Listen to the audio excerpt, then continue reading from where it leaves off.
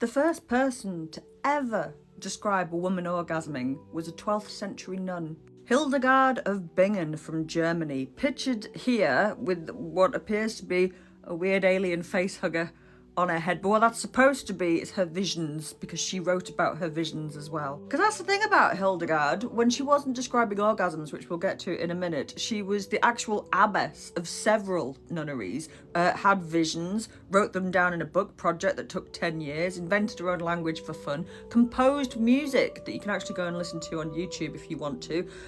She advised the Pope, she advised several bishops, she was a prolific letter writer, and she wrote a lot of medical texts as well. Basically, Hildegard is the kind of person that makes you wish that you had tried a little bit better in school. But why was a nun in the 12th century writing about orgasms in the first place? Well, one of Hildegard's many books is this one, right here, Causes and Cures. It is a medical treatise / gardening book / astrology / cookery book.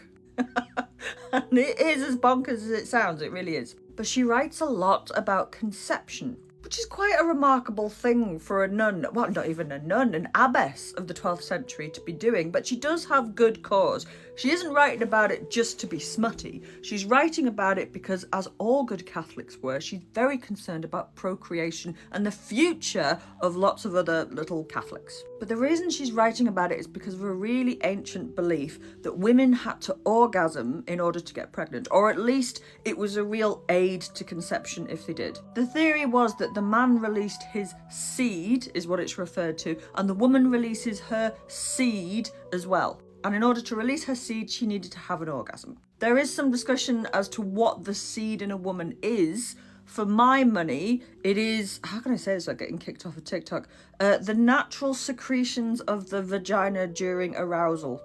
Will that do it? Anyway, the woman has to release that, the man has to release his seed, which is much more straightforward, and then bada bing, bada boom, God's happy. And I'll show you what Hildegard actually says.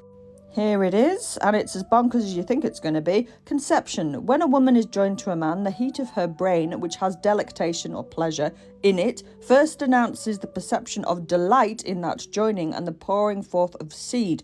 After the seed has fallen into place, the heat attracts and holds it.